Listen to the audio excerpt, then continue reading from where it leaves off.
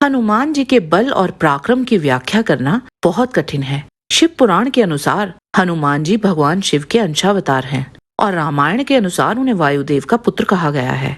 युवावस्था में उनके किए पराक्रम की व्याख्या तो हमने अपने कई वीडियोस में की ही है, पर क्या आप जानते हैं कि उन्होंने बालावस्था में भी अपने बल और पराक्रम से सबको अचंभित कर दिया था। उनके शिशु काल में किए गए ऐसे ही हैरान कर देने वाले कार्यों को जानने के लिए इस वीडियो को अंत तक अवश्य देखें। ओम गणपति चैनल में आपका स्वागत है। अगर आपको हमारे वीडियो पसंद आते हैं तो कृपया चैनल को सब्सक्राइब और वीडियो को लाइक अवश्य करें। इससे हमें और भी अच्छा कार्य करने की प्रेरणा मिलती है। वाल्मीकि रामायण किष्किंधा कांड सर्ग 66 और उत्तर कांड सर्ग 35 के अनुसार प्रभु श्री राम अगस्त्य मुनि जी से कहते हैं कि हनुमान जी के संबंध का जो भी यथार्थ वृतांत हो वो मुझसे विस्तार पूर्वक कहिए। ऋषि अगस्त्य जी कहते हैं कि बल, गति और बुद्धि में हनुमान जी का कोई दूसरा बराबरी नहीं कर सकता। ये राम, बाल्यकाल में महाबली हनुमान ने बाल सुलभ चापल्यवश जो दुष्कर कर्म किए हैं, मैं उसका वर्णन करने की शक्ति भी नहीं रखता, परंतु फिर भी आप सुने। सूर्य के वरदान के प्रभाव से सुमेरु नाम का एक पर्वत है। वहाँ हनुमान के पिता केसरी राज्य करते हैं। अंजनी नामक उनकी एक भार्या थी। उस अंजना के गर्भ से पवन देव ने अपने औरत से एक उत्तम पुत्र उत्पन्न किया और पवन देव ने तब अंजनी से कहा था कि तेरा ये पुत्र वीर्यवान, बुद्धिमान, बड़ा तेजस्वी और महाबली होगा। वह कूदने फांदने में मेरे ही समान होगा।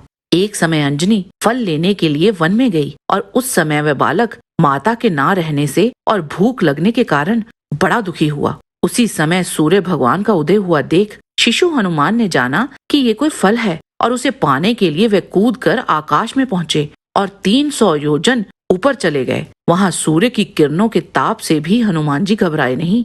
जब शिशु हनुमान उछलकर उतने ऊंचे पहुंच गए तब देवताओं, दानवों और यज्ञों को बड़ा आश्चर्य हुआ। वे आपस में कहने लगे कि जैसे वेग से ये वायुपुत्र उड़ा चला जाता है, वैसा वेग तो ना वायु में है, ना गरुड़ में है और ना ही मन में। जबकि शिशु अवस्था में ही इसकी ऐसी गति और वेग है, तब ना मालूम युवावस्था में पूर्ण बल प्राप्त कर ये कैसा बलवान और वेगवान होगा। जब हनुमान जी सूर्य के निकट पहुंच गए, उस समय सूर्यदेव ने सोचा कि एक तो अभी ये बालक है, इसे हित अनहित का कुछ ज्ञान नहीं है, दूसरा आगे इससे देवताओं का बड़ा भारी कार्य होने वाला है। अतः सूर्यदेव ने हनुमान जी को भस्म करने का प्रयास भी नहीं किया। जिस दिन हनुमान जी सूर्यदेव को पकड़ने के लिए उछले थे, उसी दिन राहु भी सूर्य को ग्रसने के लिए चला गया था और तब हनुमान जी ने सूर्यदेव के रथ पर पहुंचकर राहु को पकड़ लिया। तब वह राहु भयभीत होकर वहां से हट गया और क्रोध में भरकर इंद्रदेव के भवन जा पहुंचा और वहां देवराज इंद्र से बोला, हे इंद्र, तुमने मेरी भूख मिटाने के लिए चंद्र और सूर्य को मुझे दिया था, फिर इस समय तुमने उन्हें दूसरे के अधीन क्यों कर दिया? देखिए, आज मेरा पुण्य काल था, सो आज मैं ज्यों ही सूर्य का ग्रास करने के लिए वहां गया, त्यों ही एक दूसरे राहु ने आकर सूर्य को अचानक ग्रस लिया। राहु के ये वचन सुनकर इंद्रदेव भी घबरा गए। वह उसी समय अपने ऐरावत हाथी पर सवार हुए और राहु को आगे कर वहां पहुंचे जहां हनुमान जी तथा सूर्यदेव थे। इंद्रदेव को पीछे छोड़ राहु उनसे पहले ही सूर्य के समीप बड़े वेग से पहुंच गया था, परंतु हनुमान के विशाल शरीर को देखते ही वो भाग गया। हनुमान जी ने राहु को देखकर समझा कि वह भी एक फल ही है, अतः वह सूर्य को छोड़कर राहु को पकड़ने के लिए पुनः आकाश में उछले। हनुमान जी को अपनी ओर आते देख राहु डर के भागने लगा और बोला, हे इंद्र, मुझे बचाओ। राहु की दुख भरी बोली सुन इंद्रदेव ने कहा, डरो मत, मैं इसे मारता हूँ। इंद्रदेव ने क्रोध में भरकर अपना वज्र हनुमान जी पर चला दिया। उसी प्रहार से हनुमान जी पर्वत की चोटी पर आकर गिरे और उस समय उनकी बाईं ओर की ठोड़ी टूट गई। तभी से उनका नाम हनुमान पड़ा। तदंतर हनुमान जी की ऐसी दशा देख वायुदेव जी ने अत्यंत कुपित होकर तीनों लोकों में अपना प्रवाह रोक दिया। वायु के बंद होते ही तीनों लोकों में खलबली मच गई। क्या देवता, क्या गंधर्व और क्या मनुष्य सभी हाहाकार करते हुए ब्रह्मा जी की ओर दौड़े। तब ब्रह्मा जी उस स्थान पर पहुंचे जहां पवन देव पुत्र शोक से दुखी बैठे थे।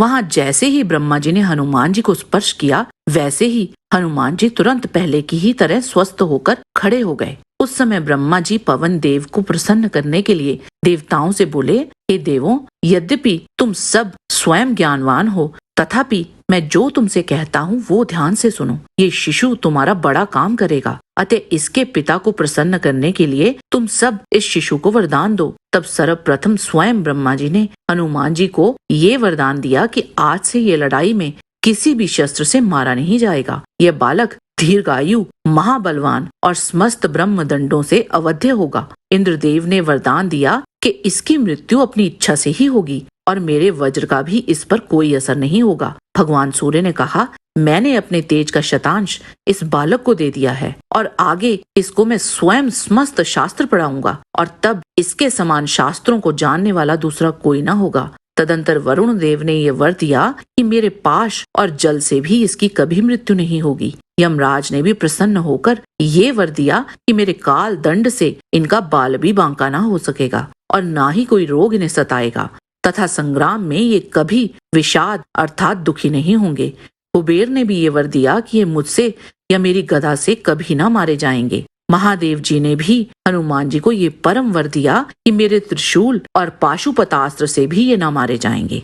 तदंतर विश्वकर्मा जी ने भी शिशु हनुमान को ये वर दिया कि मेरे बनाए किसी दिव्यास्त्र या शस्त्र से ये अवध्य हो। इसके उपरांत ब्रह्मा जी वायुदेव से बोले, ये तुम्हारा पुत्र मारुति शत्रुओं को भयभीत करने वाला, अजेय, काम रूपी वानरों में श्रेष्ठ तथा बड़ा कीर्तिमान होगा। ये युद्ध में रावण के नाश के लिए हितकारक एवं रोमांचकारी कार्य करेगा।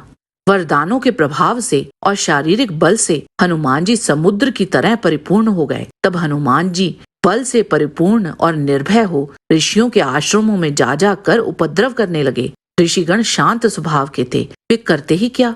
इस प्रकार ये महाबली हनुमान जी ब्रह्मा जी के वरदान के कारण ब्रह्म दंड से अवध्य हो ऐसे ही कर्म किया करते थे। ऋषियों को हनुमान जी का ब्रह्म दंड से अवध्य होने की बात का ज्ञात था, अतः दंड देने की शक्ति रहते हुए भी हनुमान जी के उपद्रवों को सह लिया करते थे। तदंतर अंगिरा और भृगु वंश में उत्पन्न हुए क्रुद्ध मुनि जनों ने हनुमान जी को श्राप दे दिया कि हे वानर, जिस बल के भरोसे तू हम लोगों को सताता है सो वह बल तुझे बहुत दिनों के बाद स्मरण होगा, किंतु जब कोई तुझे कीर्ति का स्मरण कराएगा तब तेरा बल वापस आ जाएगा।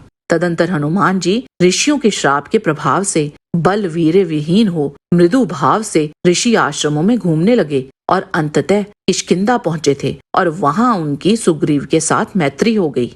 सीता अन्वेषण के प्रकरण के समय जामवंत जी ने हनुमान जी को उनकी शक्तियों का स्मरण कराया था। आगे चलकर माता सीता और प्रभु श्री राम से भी उन्हें चिरंजीवी होने का वरदान प्राप्त हुआ था। पवन सुत हनुमान की जय, महाबली वीर हनुमान की जय। आज के वीडियो में बस इतना ही। आशा करते हैं कि आपको हमारा ये वीडियो पसंद आया होगा। कृपया इसे लाइक और शेयर अवश्य करें। किसी भी प्रकार की त्रुटि के लिए आप सबसे क्षमा याचना करते हुए आपसे निवेदन है कि प्रेम पूर्वक परमपिता परमात्मा को मन में धारण करें और बोलें, वैदिक सनातन धर्म की सदा ही जय।